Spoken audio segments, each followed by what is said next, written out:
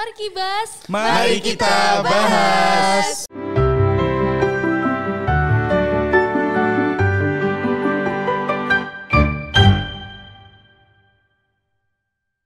Assalamualaikum warahmatullahi wabarakatuh. Waalaikumsalam warahmatullahi wabarakatuh. Ya, bersama saya di sini Luki Widiawati di podcast SH. Baik, kali ini di pagi ini sangat cerah sekali. Mungkin kalian yang sedang beraktivitas, semoga aktivitasnya lancar, diberikan kelancaran semuanya untuk pekerjaan ataupun hal-hal lainnya. Amin. Di sini kita langsung aja sih, sebelum memasuki tema. Oke, kali ini kita akan membahas perihal kecemasan atau hal-hal permasalahan yang dialami oleh remaja menuju dewasa nih. Sebelum kita memasuki pembahasan tersebut, mungkin kita perkenalan dulu ya. Di samping saya ada sobat. Siapa ini, cantik sekali? Hai, selamat pagi. Sama saya Vivi. Pagi Mbak Vivi. Gimana nih kabarnya? Alhamdulillah baik. Sepertinya sangat ceria sekali ya, atau lagi bingung ini? Ya, justru senyum yang sangat ceria ini menutupi banyak luka. Masalah. Pas sekali dong ini kalau kita bahas tentang tema ini ya. Oke, lanjut. Di depan saya ini ada, mungkin siapa ini ya? Ustadz atau sobat? Saya Sobat Ahmad. Halo Sobat Ahmad. Halo, gimana kabarnya teman-teman? Iya. Alhamdulillah baik. Mas Ahmad gimana kabarnya? Alhamdulillah sehat. Di sampingnya Mas Ahmad ini ada apa ini, cogan ini ya? Cuaks. Dengan sobat siapa ya? Sobat Haikal waris dari mana-mana aja. Oke. Mana-mana aja.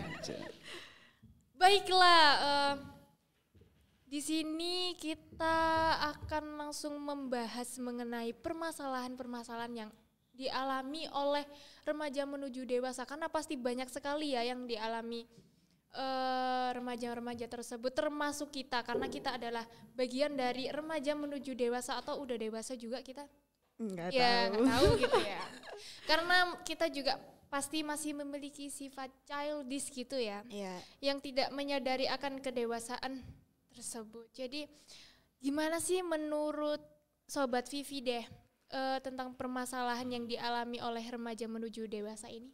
Oke, terima kasih Sobat Widya waktunya.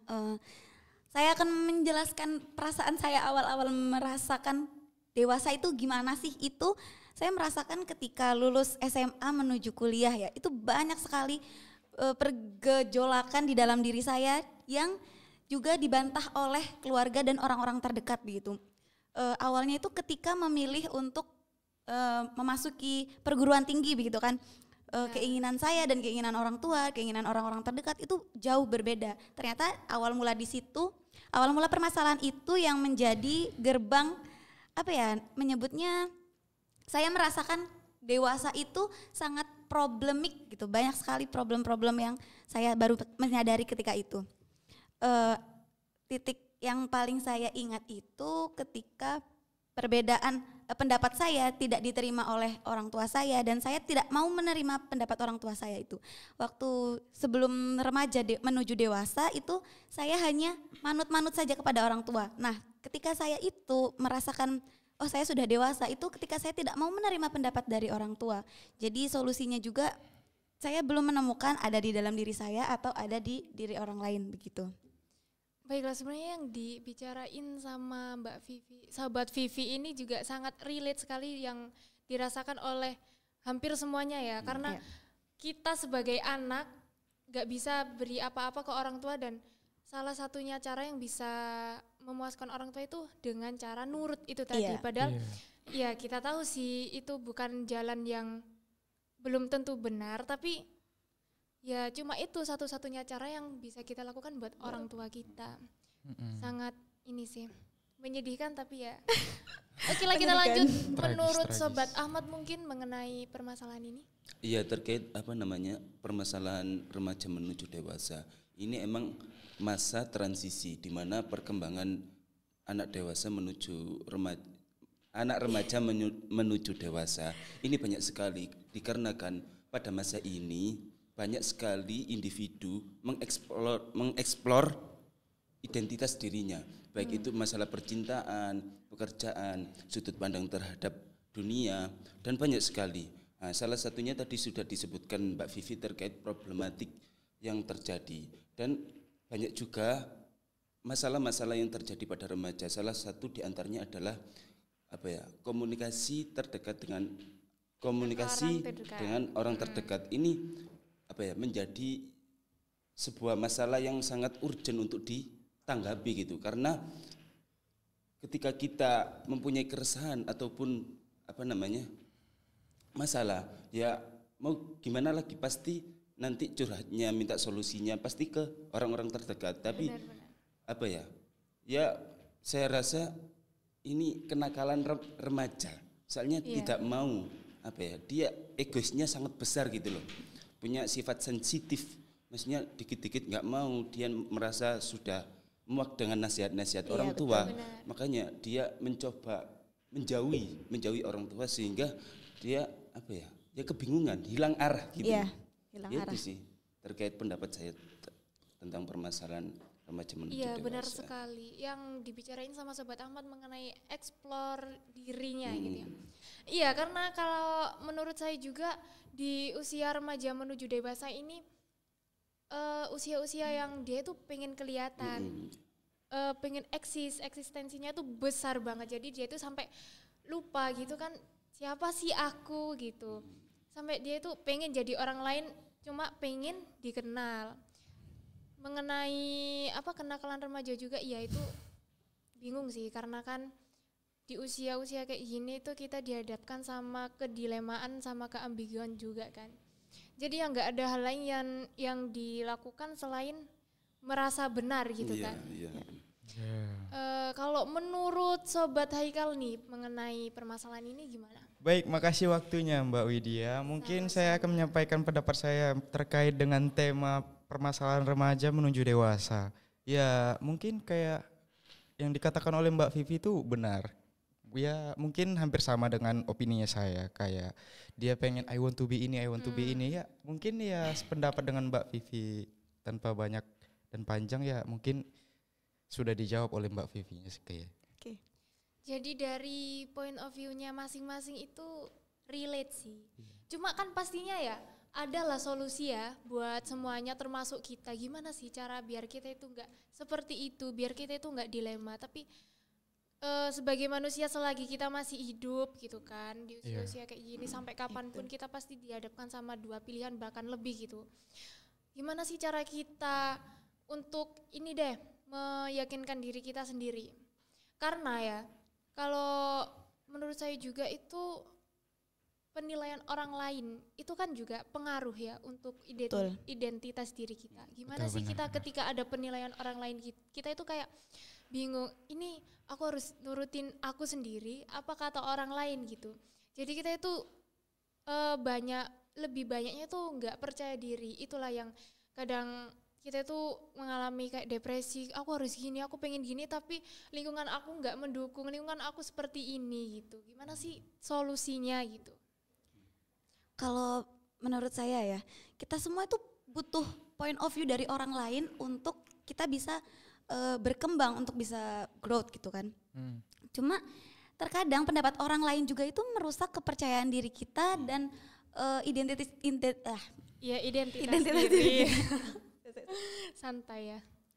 Terkadang kita juga merasa bahwa diri kita itu benar, tapi pandangan orang lain enggak. Ada satu kalimat yang mengatakan bahwasannya yang tahu diri kita adalah diri sendiri gitu kan. Sehingga kalimat itu tuh membuat kita untuk membatasi dan menutup diri dari pendapat orang lain, dari kritik dan saran orang lain kepada kita gitu. Di sisi lain kita juga butuh yang namanya sandaran, ya enggak sih?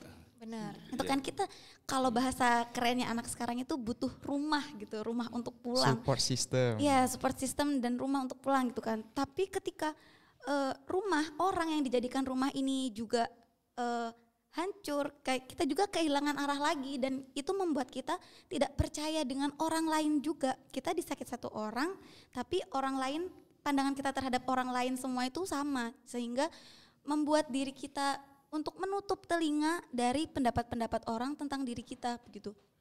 Jadi ya kembali ke diri sendiri, tapi jangan terlalu menutup kita banyak-banyak Iya. introspeksi diri, berbicara dengan diri sendiri, jangan lupa apresiasi diri sendiri juga gitu. Iya benar sekali sih.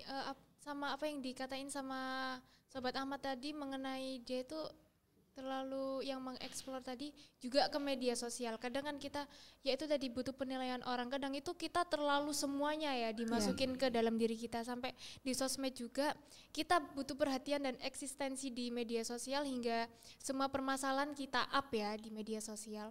Dan orang itu di situ kan pasti ada yang respect, ada yang enggak gitu kan. Kita menerima semua pendapat mereka. Terus di situ kita juga makin bingung kan. Jadi enggak semua pendapat orang lain itu perlu kita dengerin. Ambil aja yang kita bisa ambil gitu kan. Kalau menurut Sobat Ahmad sendiri gimana solusi buat keambiguan gitu ya? Gini ya, mengenai masalah eksplorasi tadi ya yang diungkit oleh Mbak Widya terkait kita menampilkan eksistensi kita ke media. Kebanyakan para remaja ini mengalami culture shock gitu kan. Ketika mencoba menyesuaikan atau menampilkan diri. Tapi kan dari respon orang-orang kan beda-beda gitu kan. Ada yang positif dan ada yang negatif. Terkadang remaja ini terjebak dengan hal tersebut. Kadang yang dilihat itu cuma negatifnya saja, positifnya tidak. Dan ini yang menyebabkan kepudaran kepercayaan diri terhadap remaja itu. Makanya dari itu harus emang ada pendamping ya, harus ada penyaring, harus ada teman terdekat, harus ada yang menguatkan, diri remaja itu sendiri. Ya itu sih, soalnya emang yang paling penting itu kepercayaan, percaya diri. Itu yang nomor satu. Kalau kita sudah percaya, ya kita pede aja mau ngelawan apa saja di depan kita gas. Tapi kalau kepercayaan diri itu sudah hilang, tidak ada apa-apanya. Iya gitu. Kehilangan semuanya. Kehilangan semuanya gitu. Itu sih menurut. Iya sih benar-benar. Kalau dari Sobat Haikal nih gimana solusi yang tepat? Ya menurut saya sih agak benar apa yang dikatakan oleh Mas Ahmad mengenai culture shock ya. Tapi ada tambahannya mungkin dari saya, kayak harus ada orang yang lebih dewasa dari dia untuk mendampingin dia gitu ya. Ya gini deh kan mungkin Sobat Haikal juga sendirilah mengalami hal tersebut, culture shock gitu kan. Gimana sih cara menanggulangi diri sendiri gitu? Kalau saya sih dengan cara kayak mungkin ya bicara dengan orang yang lebih dewasa, gimana dia kan juga udah berpengalaman pastinya untuk mengalami tersebut. Sharing gitu ya. Nah saya minta gimana sarannya dia untuk menyelesaikan masalah yang seperti ini itu segala macem ya gitu. Apalagi kan juga Sobat Haikal kan jauh banget ini dari rumah. Enggak jauh, cuman 3 jam. Kalau naik pesawat ya. Iya naik pesawat. Iya sih, dari solusi-solusi tersebut sebenarnya banyak banget. Cuma kan ya itu tadi, kembali lagi kita dibingungkan oleh mau menerima yang mana, mau yang seperti apa. Karena sebenarnya juga yang paling penting, paling berperan dalam kita di usia-usia sekarang itu orang tua ya. Iya orang tua. Tapi nggak semua orang tua itu tahu, apalagi di zaman sekarang. Mungkin kebanyakan orang tua juga tidak mengalami hal seperti kita karena nggak tahu zaman-zaman sekarang itu banyak banget kayak penyakitnya remaja itu ya. Kayak anxiety, depresi, bla bla bla, itulah yang lagi marak sekarang. Sebenarnya orang tua itu peran orang tua itu penting sekali, cuma kita sendiri itu mungkin gengsi untuk mengatakan hal tersebut. Terus bisa aja juga karena kondisi orang tua yang udah mulai renta ataupun masih bekerja, jadi kan kita juga harus memahami mereka. Iya betul. Iya benar. Jadi dari sini tuh kita bisa bisa sih belajar untuk ke depan buat anak kita mungkin.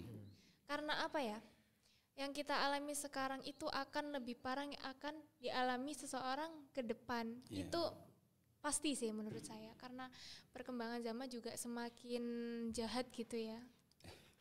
Gimana? Yeah, that's right.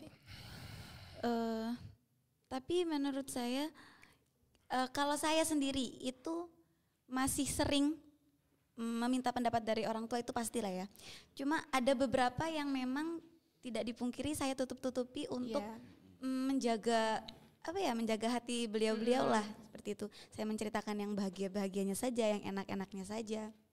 Sehingga saya juga merasa aduh gimana ya, saya minta solusi siapa? Mungkin ini terdengar klise dan religius, tapi semua kembali kepada Allah, iya nggak sih? Iya, benar. Iya, benar. Jadi itu solusi yang menurut saya memang basic banget lah dari setiap umat Islam gitu, kembali kepada Allah Subhanahu Wa Taala. Karena kalau kita berharap kepada manusia itu jatuhnya bakal lebih sakit lagi. Iya. Kita udah punya masalah sama diri kita sendiri, nggak tahu solusinya gimana, minta solusi ternyata nggak cocok. Kadang-kala juga ada yang menghakimi, menjudge, yang buruk-buruk. Aduh, kalau kontribusi manusia cuma menyusahkan, ya udahlah kita dengan diri sendiri Iya. aja. Gitu. Orang tua tahu yang baik-baiknya aja gitu. Sebenarnya itu sih permasalahannya, kita cuma bisa nyeritain hal-hal yang membahagiakan atau Ya, menyenangkan. enak-enaknya saja. Padahal yang kita butuhkan itu hal yang buruknya kan, maksudnya kita ceritain hal Iya, yang buruknya itu. Cuma tidak ada kemampuan untuk mengatakan hal tersebut, jadi kita itu keep silent gitu. Apalagi pandangan orang tua tentang masalah remaja pada saat ini tuh Nggak terlalu penting. iya, alah kayak gitu aja gitu, yang kayak gitu aja bagi orang-orang tua zaman dulu itu, bagi kita itu hal yang besar dan berat gitu. Tapi Benar. kadang kali mereka meremehkan, itu jadi berat lagi buat kita. Jadi beban. memilih untuk udahlah disimpan aja sendiri. Daripada kita semakin parah gitu kan ya. Iya, Jadi semakin kita down. memilih untuk ya udah gitu. Ya udah lah Jalani ya, aja gitu. jalani aja dulu. Gimana nih sobat aku? Ya kalau menurut saya poin yang harus diambil di sini bahwasanya harus jaga komunikasi. Benar. Antara maksudnya di antara dua-duanya, maksudnya antara orang tua dengan anak ini harus saling saling menyupport lah. Ya, Maksudnya berkontribusi lah. saling berkontribusi, jaga komunikasi. Karena kan kita tidak bisa memilih orang tua ya. Kadang ada orang tua yang emang ya tadi katanya Mbak Vivi terlalu bodoh amat terkait masalah-masalah yang dihadapi Terlalu oleh realistis lah. ya terlalu realistis yang dihadapi oleh remaja gitu, sehingga dia ya cuek aja, tidak memperhatikan, tidak mencoba merasakan apa yang terjadi dengan anak saya gitu. Iya, kan betul. dan ini juga begitu sebaliknya gitu loh, ada orang tua yang peka tapi anaknya yang kurang ajar gitu kan. Banyak loh orang tua yang dosen tapi anaknya ini nakal-nakal banyak. Soalnya apa? Ya itu tadi komunikasinya kurang. Mungkin dari sisi waktu ya, kan kebanyakan para guru ini kan sibuk gitu kan, atau orang-orang yang penting lah, orang-orang yang penting. Jadi dia kurang waktu untuk anaknya, sehingga dia itu lebih banyak mendekati teman-teman yang Ya, nanti melampiaskan ya, di luar melampiasnya di luar, rumah. sehingga nanti dia itu terpengaruh dengan hal-hal negatif gitu loh. Iya. Nah, karena dia itu merasa diperhatikan, jadi dia ikut temannya aja gitu loh. Soalnya di orang tua dia nggak dipedulikan gitu sih. Kalau menurut saya poin yang harus diambil ini ya jaga komunikasi antara dua pihak itu tadi. Iya benar sih, karena kita kan pasti mempunyai dua sisi sifat, yaitu extrovert sama introvert ya, tapi lebih dominan yang mana. Tapi kalau kita di luar sih ya extrovert gitu. Tapi kalau udah masuk ke rumah atau ke kamar kita udah kayak orang mau mati gitu ya. Tapi saya pernah baca kita tuh punya 3 sisi kepribadian. Yang pertama untuk orang terdekat, yang kedua untuk orang yang biasa-biasa saja cuma kenal, dan yang satu tuh untuk diri kita sendiri. Jadi ketiga karakter kita itu beda gitu. Benar-benar. Kan. Iya, kita kan pasti ini ya merasakan ya kalau kita sendirian itu gimana. Ketika sama orang terdekat gimana. Terus sama orang yang ya biasa aja, nggak akrab Nah, itu itu. gimana gitu. Iya benar-benar. Gimana nih kalau pandangannya Sobat Haikal yang mungkin mempunyai sedikit, nggak tahu ya sedikit atau banyaknya Sedikit problem. saja, nggak usah banyak-banyak. Sedikit saja ya. Sedikit aja Soalnya nanti jadi kayaknya curhat. agak Sedikit yang kan paling kita stres ngambil di sini Oh iya. kayaknya itu Sobat Haikal. Enggak, ngambil poin pentingnya aja. Oke. Iya kan? Gimana Jadi tuh? gimana? Kayak ya benar kata Mas Ahmad, saling jaga komunikasi. Tapi kan nggak semua orang kayak bisa komunikasi dengan orang tuanya. Iya benar. Orang tuanya mungkin Sibuk. bukan sibuk kayak menyuruh anaknya buat ini segala macam, tapi dia nggak tahu kapasitas otak anaknya iya. itu tidak mampu Iya. dengan yang dialaminya gitu ya. Nah, tapi kalau menurut saya sih dia itu apalagi dia punya kakak atau abang gitu ya. Dibanding-bandingkan Baiknya, gitu. Enggak, iya, dibandingkan sama orang tuanya. Dia stres, depresi. Nah, tapi kalau solusi saya, kalau pribadi saya ya, saya itu curhatnya ke kakak saya lebih dekat ke dia.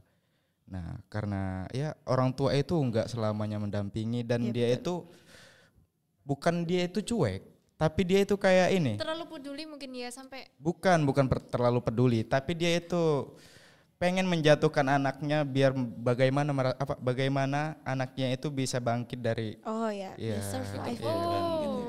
Keren. Menguatkan mental mungkin ya menguatkan kayak gitu. mental anaknya kayak gitu. Kayaknya ini lagi curhat tapi enggak. Tapi itu kalau menurut Sobat Haikal deh, itu suatu hal yang benar enggak atau suatu hal yang bisa diterima enggak sama diri kita masing-masing kayak ya remaja gitu menuju dewasa gimana? Ya tergantung sih, tergantung orangnya. Kalau dia akrab ke orang tuanya ya monggo silakan ambil pendapatnya Mas Ahmad. Kalau pendapatnya Sobat Haikal sendiri gimana? Bisa ya seperti itu diterima? tadi. Ya menurut saya bisa bisa. Tapi agak mengeluh gitu ya? Enggak, mengeluh dengan diri saya sendiri. Iya. Atau dengan Yesus ya. Ya ampun. Kalau mau sesulit apapun hidup, kalau backingannya Tuhan, kamu pasti bisa. Pasti bisa. Innallaha ma'ana. Don't forget to gitu. pray to Allah ya. Oke. Jadi agak random ya kalau kita bahas terus-terusan. Udah 20 menit lebih nih kayaknya kita bahas kayak gini. Sebenarnya masih banyak sih ya hal yang perlu dibahas. Masih banyak solusi yang perlu kita bicarain atau permasalahan-permasalahan pada remaja yang perlu kita bahas. Cuma mungkin bisa kita lanjut di next video. Oke. Terima kasih buat sobat-sobat saya. Iya, sama-sama. Semangat buat kita semua yang sedang mencari jati diri. Oke. Sama mencari jodoh mungkin ya. Yaitu sambil Sobat jalan. Vivi. Nanti dulu lah jodoh hidup masih berantakan ini. Bener. Ya tadi benar katanya Sobat Ahmad, jangan lupa komunikasi karena kita adalah komunikasi endorse ya. Jadi terima kasih atas partisipasi kalian dan pendapat kalian yang sangat luar biasa. Semoga kalian selalu diberi kesehatan dan kebahagiaan. Amin. Bahagia terus. Amin. Langsung saja deh saya pamit undur diri dengan saya Lucky Widiawati. Sobat KPI, inspirasi mahasiswa masa kini. Wassalamualaikum warahmatullahi wabarakatuh. Waalaikumsalam warahmatullahi wabarakatuh. Bye bye.